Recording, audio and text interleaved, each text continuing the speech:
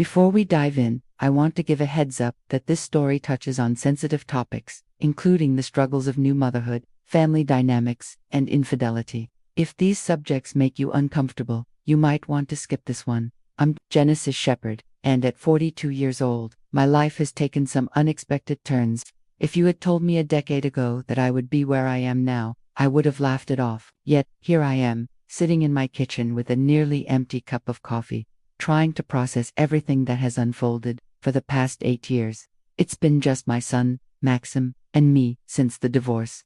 It often felt like we were facing the world together. When his father left, Maxim was only 10. He didn't cry in front of me, but I could see the hurt in his eyes as he waited by the window, hoping his dad would return. Of course, he never did. I made a promise to myself then. I would do everything in my power to ensure Maxim felt he still had a family, even if it was just the two of us. For a while, I think I succeeded. Maxim was a sweet, kind boy who always tried to help around the house. But as he grew older, things began to shift. He changed, and if I'm honest, so did I. Now that he's 18, he's not a child anymore. But sometimes I feel like he's still figuring out what it means to be a man. He's always been a bit reserved, not going out much or forming close friendships. I've tried to talk to him about it, but he brushes it off, claiming he's fine. I know he's not, though a mother always knows.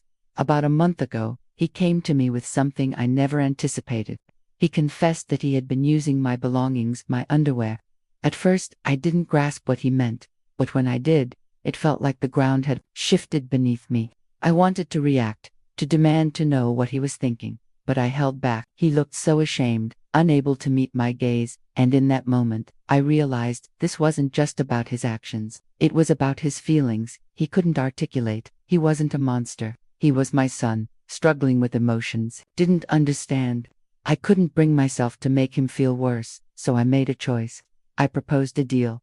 He could continue to do what he needed, but there would be rules.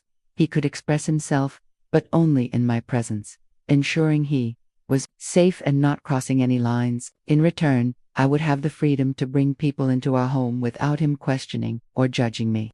It wasn't an ideal solution, but it was the best I could think of at the time. Since then, things have shifted. Maxim seems more at ease, less anxious. He still doesn't talk much, but he doesn't avoid me like he used to. I've come to realize that this arrangement isn't just for him. It's for me too. It gives me the freedom I've longed for, allowing me to live my life without feeling like I have to tiptoe around him. Sometimes, late at night, I wonder if I made the right choice. What would others think if they knew? Would they label me a bad mother, perhaps? But they don't understand what it's like to see your child in pain and feel powerless to help. They don't know the struggle of trying to hold everything together while feeling like you're on the brink of falling apart. I don't know what the future holds for us or if this arrangement will last, but for now, this is our life.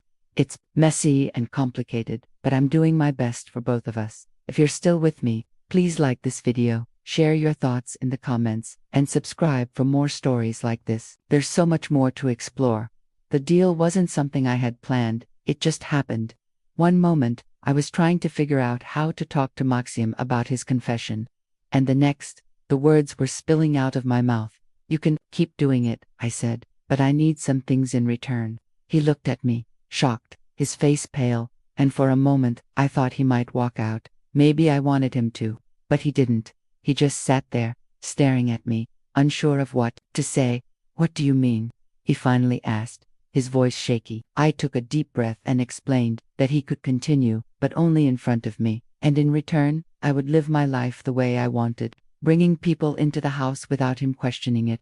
There was a long silence as he processed my words. Finally, he nodded slightly, his voice barely audible. Okay, if that's what you want. That was the agreement. The first time it happened, I felt nauseous. I sat on the edge of my bed, heart racing, palms sweaty, convincing myself this was for him, that it was better than the alternative. But deep down, I knew it was more complicated than that. Maxim entered the room, eyes downcast, and we both avoided looking at each other. When it was over, he left without a word, and I remained frozen, staring at the wall, trying to convince myself that everything was fine. Strangely, I got used to it. Initially, each encounter felt like a blow, but over time, it became easier. Or perhaps I just became better at pretending it didn't affect me. I told myself it wasn't hurting anyone, that it was just a different way of coping. For a while, I believed that Maxim, however, was a different story. He tried to act as if everything was okay, but I could see the shame and guilt in his eyes. He never voiced it, but I knew he was struggling with needing this and hating himself for it. Each time I saw that look, it broke my heart a little more, but what could I do? He was my son, my only child. I couldn't abandon him in his pain. So I put on a brave face and pushed forward for both of us. I often questioned if I was doing the right thing, unsure of what the right thing even was anymore. But this was our life, the one we had created together, and for now, it had to be enough. At first the routine was manageable. Maxim would follow the pattern, but soon it escalated. What started as a morning occurrence turned into afternoons and nights. I noticed how quickly our days revolved around this arrangement, and the normalcy we once had began to fade. One day, while folding laundry, Maxim walked in, his expression tense. I knew what he wanted before he even spoke. I sat on the couch, waiting for him to finish, but this time, he lingered, looking at me as if he wanted to say something but couldn't find the words. I felt a knot in my stomach. "Are you okay?" I asked softly. He nodded, but I could see in his eyes that this was about more than just relief. That night, I couldn't sleep. I lay awake, replaying the day in my mind, trying to convince myself that I was overthinking it, but deep down, I knew better. This wasn't just a coping mechanism for him anymore. It was becoming a necessity, and I was terrified of how to stop it in the following days. Maxim's behavior shifted further. He stopped hiding it, disregarding boundaries as if our deal was a free pass. I had given him the freedom to express himself, hadn't I? The first time I teased him, it was unintentional. I was in the kitchen when he walked in, and I felt his gaze on me. Without thinking, I slipped off my jacket, letting it fall onto the counter. His breath hitched, and I turned to him, feigning innocence. "Something wrong?" I asked, noticing his flushed cheeks. He didn't respond. He just left the room, but I felt the weight of his stare linger. After that, it became a game. I would adjust my clothes just enough to make him squirm, and I hated how much I enjoyed it. With each passing day, the line between us blurred further. He sought me out more, finding excuses to be near me, and I did the same. I told myself it was harmless, but I wasn't sure what it meant anymore. One evening, everything came to a head. Maxim sat across from me, his eyes locked onto mine as I read. The tension was palpable. I stood up, whispering that I was going to bed. He nodded, but I felt his gaze follow me. I didn't know how we had arrived at this point, but I felt like I was losing control. Things began to unravel when Enrique Franklin entered our lives. I met him through a friend, and he was charming in a way that made me feel lighter. He started coming over more often, and soon he was staying late, lingering after Maxim had gone to his room. One night, he didn't leave at all. I didn't hide it from Maxim. That wasn't part of our deal. But I couldn't ignore the look on his face the next morning. When he saw Enrique at the kitchen table, the tension was palpable. Maxim didn't say anything at first, but as weeks passed, his silence turned into sharp words. He snapped at me over trivial matters, and I could feel the resentment building between us. I tried to brush it off, convincing myself it was just his way of adjusting, but deep down, I knew it was more than that. One evening, as Enrique and I shared a laugh on the couch, Maxim walked in. He stood there, watching us with an expression I couldn't quite decipher. When our eyes met, I saw the hurt and anger that had been simmering beneath the surface. Before I could react, he spoke, his voice low and trembling. "Do you even care anymore?" Enrique looked startled, but I kept my focus on Maxim. "What do you mean?" I asked, trying to keep my voice steady. He stepped closer, fists clenched, and said, "You don't care about me or what this has done to us." The room fell silent, and I felt the air thicken with tension. "Maxim, that's not true," I said softly, reaching out to him, but he pulled away. "You're too busy with your freedom. Do you even see me anymore?" His words cut deep, and I felt the weight of his pain. After he stormed off to his room, I sat alone, staring at the empty coffee cup Enrique had left behind. I realized he was right. I hadn't been considering Maxim's feelings. I had been so focused on my own needs that I had neglected the impact of my choices on him. That night, I couldn't sleep. I sat in the living room, contemplating how to mend the rift between us. The next day, I knocked on Maxim's door, and after a moment, he opened it. his face weary. "I'm sorry," I said, my voice trembling. "I didn't see how much this has hurt you. I was wrong." He didn't respond immediately, but he stepped aside, allowing me to enter. I sat on the edge of his bed, and we talked. "We need help," I admitted. "I can't keep pretending I know what I'm doing. I want to fix this if you'll let me." Maxim nodded, and a few days later, we found ourselves in a therapist's office.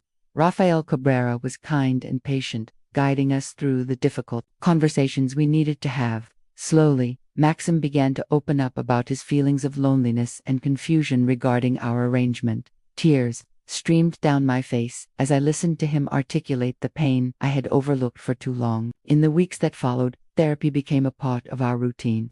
It wasn't easy, and there were days when we left feeling more drained than when we arrived. But bit by bit, the walls between us began to crumble. Raphael helped us establish real boundaries. I told Maxim that our previous deal was over and that we needed to start fresh. At first, he struggled with the change, but with guidance, we found healthier ways to cope. Maxim began journaling and even joined a local martial arts class, discovering new outlets for his emotions. I watched him transform. He stood taller, spoke more confidently, and began to forge connections outside of our home. For me, the hardest part was confronting my own choices. Therapy forced me to face the ways I had let my fears dictate our relationship. One evening, months after our first session, we sat on the porch watching the sunset. Maxim turned to me and said, "Thanks, Mom, for everything." It was a small gesture, but it meant the world. I squeezed his hand, feeling a sense of connection that had been missing for so long. We're still figuring things out. Healing is not a straight path. It's messy and full of setbacks, but for the first time in a long time, I feel hopeful. Maxim is finding his way, and so am I. While we may never fully erase our past mistakes, we're learning to move forward together. Life doesn't come with a manual, and if it did, I would have tossed mine aside long ago. Maximus and I have faced more than I ever thought we could, but somehow, we're still here, still trying, still learning. The house feels lighter now, filled with a sense of peace as we work towards something better. If you're listening, I want to share this. Mistakes don't define you. What matters is how you respond, how you pick yourself up, and how you move forward. Growth isn't about perfection. It's about the willingness to change, even when it's difficult. Max and I are still navigating our journey, and I believe we always will. But for now, we're on solid ground, building a healthier relationship. I want to hear your thoughts. What would you do if your world fell apart? How would you move forward?